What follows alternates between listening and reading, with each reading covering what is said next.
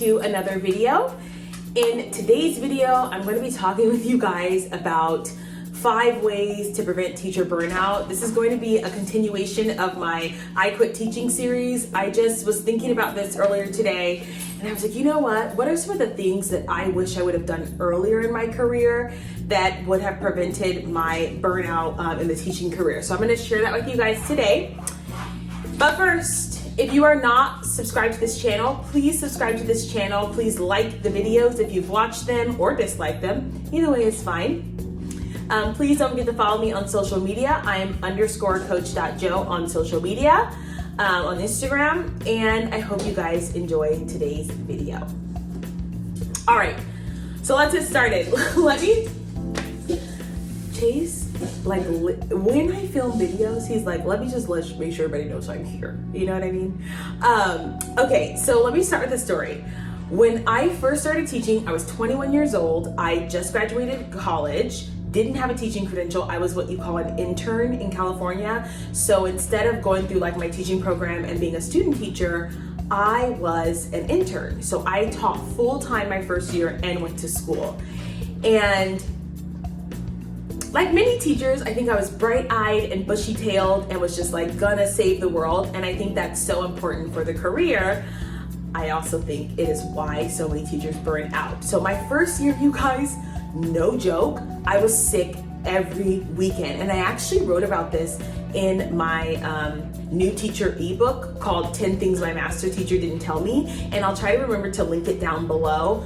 But I wrote about this experience. I was sick every single weekend. Like I would go to work, feel run down and sick on Fridays, take NyQuil, wake up on Sunday, do my grading, and do it all over again. It felt like every single weekend. It was ridiculous. And when I think back on it now, I was doing a lot of the things that new teachers do, right? You want to be a good teacher, so you're at school at 6 a.m. and you don't leave till 7 p.m. and you're just there for the kids and you're grading everything and X, Y, Z, ABC. And so, I finally broke myself of that cycle, thankfully, but that had a lasting impact on my teaching career, I think. I just started off as a really, really hyper-involved, overextended teacher. So let's get into my tips. I don't want you to make the same mistakes I did, so let's get into it. Number 1, nothing godly happens after 4 o'clock. I don't know if you guys have ever heard that phrase, but I think my granny or my mom used to say, ain't nothing godly happening after 11 o'clock p.m., right? In reference to like, what are you doing out late? I have translated that to the teaching world. Ain't nothing godly happening after 4 p.m. So if you get out of school at 3, I would have what I would call power hour if you can, and just knock out what you can. And after that, you ain't gotta go home, but what's the phrase? But you gotta get up out of there like that. I wish someone had said that to me when I first started teaching. Okay, and you guys know, if you taught elementary school, there was like this underlying expectation, and even I would dare say competition of who stays longer. I remember teachers whispering about, oh, so-and-so walks out of the door with the kids, so-and-so doesn't do this. And it was just like this weird feeling that whoever stayed the latest was the best teacher and was the hardest working person, which is just so ridiculous. We all know that there's some such thing as like wasted time. You can be in your classroom just mindlessly, aimlessly putting up monkeys on the ceiling, as I say, and like not furthering your students' education. You're just being busy. And so when I say nothing godly happens after 4 o'clock, just keep that in mind, that at some point of time in the day, your productivity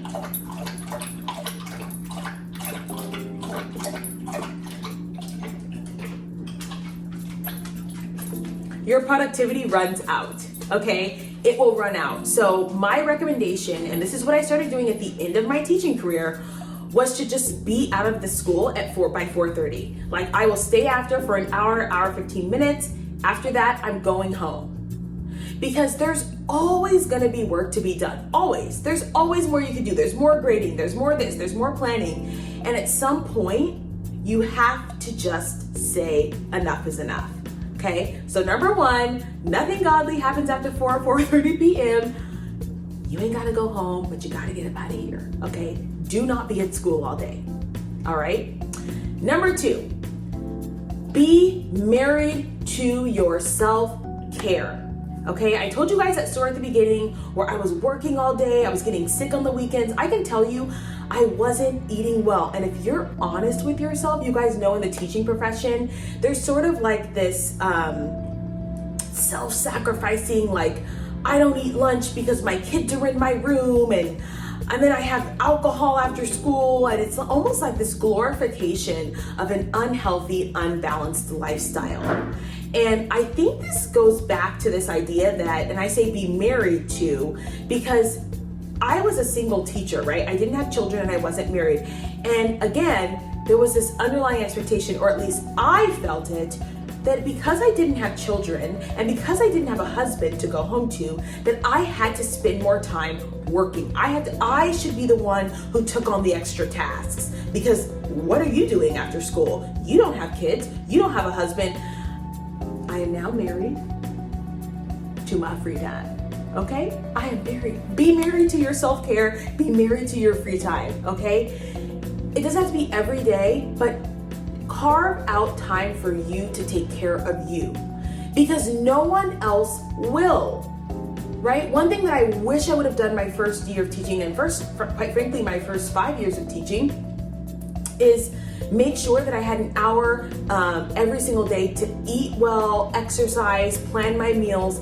I just remember like hardly ever eating. I remember like just eating cookies and snacks in the break room and just not taking care of myself. And what they say is true. You are a conduit. So if there's nothing pouring into you, nothing is really pouring out, or it's pouring out and you're just empty. You're pouring from an empty cup. So it is so important to be married to your self-care, whether that means getting a massage, going to the gym, making sure you carve out time in your day to take a bath, go for a walk, journal. All of those things matter. Otherwise, take it from me, 12 years later, you will be burnt out. Okay, number 3. If you don't take your vacation and sick days, listen, friends, that was me. And even when I switched districts, I would have this mental block where it was like, well, you haven't been teaching here long enough, so you can't take a sick day, like work every day. That's gonna be a no for me at this point in my life. If you are feeling burnt out, take a day off. Teaching is the only profession, I think, where you're expected to just like work through illness and work through everything. It's one of the only professions where you're expected to do that, aside from like maybe some public office positions. So it's really, really important that you, if you're not feeling well, you take those days off. And even if you just need a mental break, take them. I accumulated so many like days from the public school system because I was afraid to take sick days. I was afraid to take days off. It was like, oh, and again, this stems from so-and-so's out again, so-and-so's taking a day off, what's going on with them? It's just like we are really sensitive to what other people think about how we're doing our job, which I think is just the nature of us being caring and loving individuals. But take your days off. They're there for a reason. And I know it gets tricky when your colleagues have to sub for you. But if you want to be in this profession long term, you're going to have to take those sick days. And I would encourage you to do that. That was one of the mistakes that I made early on in my career, was just like trying to push through everything and you just get tired. Okay? All right, number 4. Ooh, some of y'all are not gonna like this one, and that's okay. But I'm gonna say it anyway. And I'm just gonna call it Jamba Juice, okay? So I used to say, and my coworker and I kind of used to talk about this. Some of your kids are going to be MIT geniuses. Some of them are gonna be teachers. Some of them are gonna be police officers, and some of them are going to be Jamba Juice managers. And my job is to make that Jamba Juice manager the best Jamba Juice manager they can be. And what do I mean by that? I mean, this idea that every single kid is going to be all the way up to grade level, and if I just work harder, and if I just have the right strategy, they can all be at grade level or above. Like, I love the energy. I love it. I love it. I think that that is part of why teachers are so amazing. I had that. And that's fine to have it as long as it doesn't lead to those 3 other things I just talked about. You neglecting your self-care, you overworking yourself. It's okay if some students don't make the mark, but they progress, right? Like, I'm looking at progression, and we talk about that in teaching, but we don't really mean it.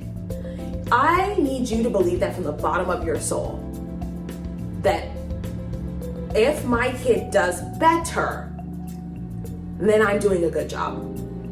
Let me tell you guys something about track and field. We get all sorts of levels of athletes, right?